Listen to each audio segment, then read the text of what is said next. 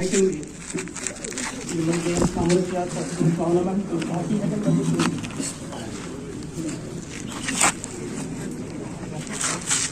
باللہ من الشیطان الرجیم بسم اللہ الرحمن الرحیم. سب کو معلوم ہے کہ آپ ان کی نماز جنازہ ادا کرنے یہاں آئے ہیں. ایک دو باتیں عرض کریں گے. ابھی کچھ بزرگوں نے فون کیا تھا کہ ہم آنے والے ہیں, تھوڑی دیر انتظار کر لینا. بس 2-4 منٹ آپ کے لیں گے ہم. ایک حقیقت جو سب سے بڑی حقیقت ہے کہ انسان کو اس دنیا سے ایک نہ ایک دن چلے جانا ہے. یہ ایک بہت بڑی نشانی ہوتی ہے جب ہمارا کوئی بزرگ یا ہمارا کوئی عزیز ہم سے رخصت ہوتا ہے.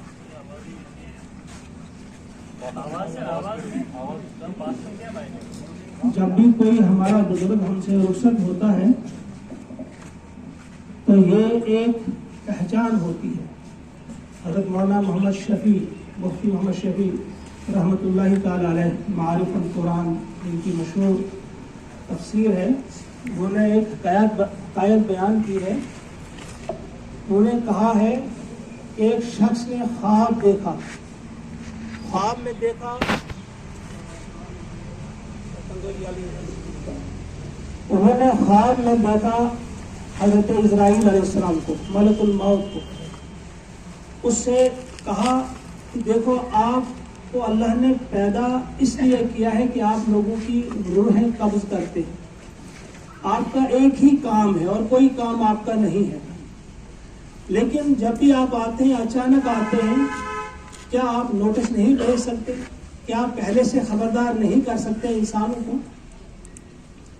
تو ملک الموت نے جواب دیا کہ جتنی نوٹسز میں دیتا ہوں شاید ہی کوئی اور دیتا. سب سے زیادہ میری ہی نوٹسز ہوتی ہیں. میں پہلے ہی خبردار کرتا ہوں. کہا کیسے؟ تو انہوں نے کہا جب ہلکا سا بخار بھی آپ کو آ جائے تو میری طرف سے نوٹس ہوتی ہے. آپ کے اعضاء میں جو تکلیف ہوتی ہے, آپ کے پاؤں میں آپ کو لاٹھی کی ضرورت ہوتی ہے, یہ میری طرف سے نوٹس ہوتی ہے. آنکھوں میں روشنی کی کمی ہوتی ہے, یہ بھی نوٹس ہوتی ہے. سفید بال آ گئے, نوٹس ہے. 60 سال عمر آپ کی ہو گئی, یہ بھی نوٹس ہے.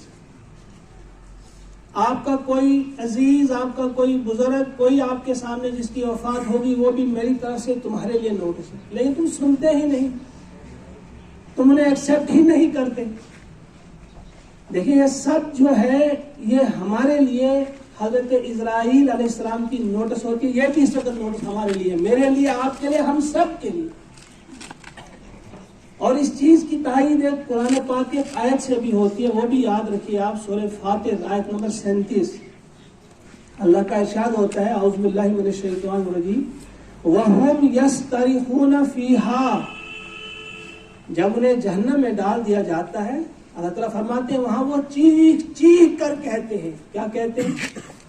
ربنا اخرجنا, اے ہمارے رب ہم کو نکال یہاں سے.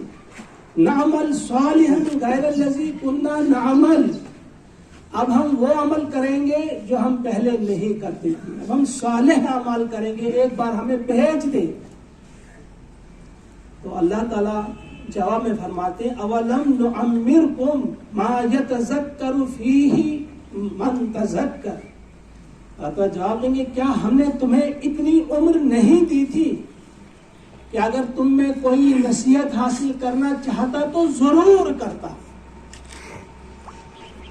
وجاءکم النذیر, اور کیا تمہارے پاس نذیر ڈرانے والا نہیں آیا؟ دیکھیں اتنی عمر, اس کی ایک تائید ایک اور حدیث پاک سے ہوتی ہے جس میں فرمایا گیا ہے کہ جس کی جتنی زیادہ عمر ہے اس کی اتنی زیادہ گرفت ہوگی. جو کم عمری میں چلا جائے گا اس کی اتنی زیادہ اس سے امتحان نہیں ہوگا. وجاءکم النذیر, ڈرانے والا. یہ ڈرانے والا کیا ہے؟ مفسرین نے کہا اس میں سفید بال جب آتا ہے یہ بھی ڈرانے والا ہوتا ہے. اگرچہ سب سے پہلے مفسرین نے کہا کہ ڈرانے والوں سے مراد یہاں انبیاء کرام اور پھر ان کے وارثین جو ہیں صحابہ، تابعین، تابع تابعین،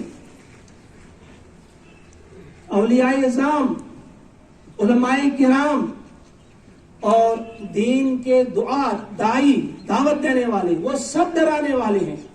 لیکن پھر کچھ مفسرین نے کہا ان کے ساتھ ساتھ یہ سفید بال جب آپ کے سر میں، آپ کی داڑھی میں آ جاتے ہیں یہ بھی ڈرانے والا ہے، یہ بھی نوٹس ہے. جب آپ کی عمر 60 سال ہو جاتی ہے یہ بھی ڈرانے والا ہے آپ کے لیے نوٹس یہ بھی. اور جب آپ کے ہاں پوتا ہو، یعنی آپ کے بیٹے کی اولاد ہو یا نواسا نواسی ہو، بیٹی کی اولاد ہو، یہ بھی ایک نوٹس ہے. جس طرح سے شاعر نے بڑی خوبصورت بات کہی ہے، اسی کو سمجھائی ہے یہ بات. اذا الرجال ولدت اولادها، جب انسان کی اولاد سے اولاد ہو جائے، یعنی پوتا یا پوتی، نواسا یا نواسی، یا جب ان کی اولاد سے اولاد ہو جائے اور اس کے بعد وجالت اسقامها تعتادها، اور اس کے اسقام یعنی اس کی بیماریاں جب ان پر پے در پے آنے لگے، یعنی بہت زیادہ عادت ہو جائے انہیں بیماریوں کی. وَهِيَ ضُرُورٌ قَدْ دَنَا حَصَادُهَا، تو یہ وقت ہے، یہی وہ وقت ہے کہ فصل کاٹنے کا وقت جو ہے وہ قریب آ گیا ہے. قد دنا، قریب آ گیا ہے. حصادها یعنی یہ فصل ایسی ہے کہ اس کے اب کٹ جانے کا وقت ہے. جب آپ کے ہاں پوتا آ گیا، پوتی آ گئی، نواسا آ گیا، نواسی آ گئی، یہ بھی وہ وقت ہے. بیماریاں آ گئیں، یہ بھی وقت ہے.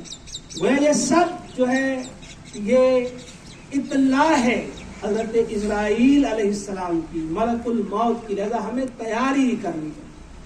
تیاری اس انداز سے کرنی ہے کہ اگر آج ہمارا کوئی بزرگ مرد ہو یا خاتون کوئی ہم سے رخصت ہو رہی ہے تو اس کا مطلب یہ ہے کہ آواز بلند ہمیں سنائی دے یا نہ دے، یہ ایک بہت بڑا بگل ہے، بہت بڑی آواز ہے کہ تم بھی تیار ہو جاؤ، تم بھی تیار ہو جاؤ. ہم ان کو تیار کرتے ہیں، غسل دیتے ہیں، کفن پہناتے ہیں. کفن کے بارے میں بھی حضرت عمر رضی اللہ تعالیٰ عنہ نے فرمایا ہے کہ جب اپنے مردوں کو بہترین کفن پہنایا کرو، کیونکہ یہ آپس میں جب ہم ملاقات کرتے ہیں ان کا لباس یہی کفن ہوتا ہے. مولانا مفتی محمد شفیع علیہ الرحمہ نے اس کی تفسیر میں ایک بات لکھی ہے کہ یہ اس حدیث سے نہیں ٹکراتی جس حدیث پاک میں حضور نے فرمایا کہ میدان حشر میں جو کھڑا ہوگا ننگے پیر ننگے بدن ہوگا. عائشہ صدیقہ نے عرض کیا کیا حیا نہیں ہوگی؟ آپ صلی اللہ علیہ وسلم نے فرمایا کہ سختی ایسی ہوگی اس دن کی کسی کو معلوم ہی نہیں ہوگا کون کس حال میں، میرے دائیں کون ہے میرے بائیں کون، اس کے بدن پہ لباس ہے یا نہیں ہے، اتنی سختی ہوگی. لیکن یہ جو ہے کہ یہ کفن لباس ہوگا یہ عالم برزخ کے لیے ہے. برزخ میں جو آپس میں ملتے ہیں تو ان کے جو جسم پہ لباس ہوتا ہے وہ یہی ہوتا ہے جس قسم کا آپ انہیں کفن دیں گے. لہذا یہ ذہن میں رکھیں آپ کہ آپ رخصت کر رہے ہیں کسی کو، لیکن بہت سارے سبق آپ کو دیے جا رہے ہیں کہ آپ کو تیاری کرنی ہے. کسی بھی وقت آپ کے ہاں بھی آ سکتا ہے کہ بس چلو. جب آپ کو چلنا ہوگا تو ذہن میں رہے کسی کا قرض نہ ہو، کسی کی گالی آپ کے ذمہ نہ ہو، کسی کا پیسہ آپ کے ذمہ نہ ہو، کسی کی غیبت آپ کے ذمہ نہ ہو، کسی پر آپ نے ظلم نہ کیا ہو، کسی کی زمین پہ ناجائز قبضہ نہ کیا ہو، جھوٹ بول کر کسی کو اذیت نہ دی ہو. اپنی زبان سے، اپنے ہاتھوں سے، اپنے کسی بھی عمل سے آپ نے کسی کو اذیت نہ دی ہو. اس بات کا بڑا دھیان آپ کو رکھنا ہے. تو اس وقت آئیے ہم سب اللہ سے دعا کرتے ہیں کہ اس وقت موت ہمارے سامنے ہے. یعنی جب کوئی ہمارے سامنے ہے، ایک مردہ شخص جب ہمارے سامنے ہوتا، سمجھو ہماری موت ہمارے سامنے ہے. کیونکہ یہ نوٹس ہے آپ کے لیے، میرے لیے، سب کے لیے. اور ہم تیاری کریں. پہلے ہی ہمیں اطلاع دی گئی کہ تیار ہو جاؤ، بی ریڈی. اور خاص طور سے جن کی عمر 60 ہو گئی ہے ان کے لیے تو حضور نے فرمایا کوئی گنجائش ہی نہیں. اگر 60 سال کی عمر تک پہنچنے والا بھی توبہ نہ کرے، اللہ کی طرف رجوع نہ کرے، 60 سال تک پہنچنے کے بعد بھی وہ شراب سے توبہ نہ کرے، جھوٹ سے توبہ نہ کرے، غیبت سے توبہ نہ کرے، بددیانتی سے توبہ نہ کرے، اور اچھے اخلاق اپنے اندر لانے کی کوشش نہ کرے، اپنے دشمنوں سے صلح نہ کرے، تو اس کے لیے کوئی گنجائش بچنے کی نہیں، کوئی گنجائش اس کے لیے بچنے کی نہیں. لہذا آئیے ہم سب اللہ سے دعا کرتے ہیں کہ وہ ہم سب کو عقل سے کام لینے کی توفیق عطا فرمائے، اور یہ جو ہدایات ہمیں ملی ہے قرآن کی صورت میں، احادیث پاک کی صورت میں، ان پر عمل کرنے کی ہم سب کو اللہ تعالیٰ توفیق عطا فرمائے.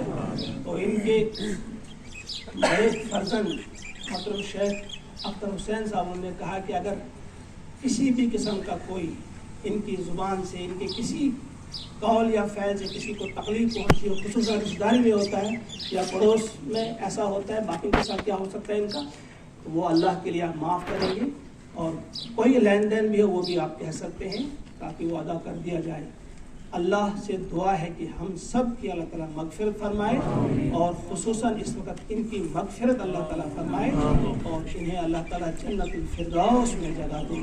صغیرہ کبیرہ تمام گناہوں کو اللہ تعالیٰ معاف کرے. آمین. صفحہ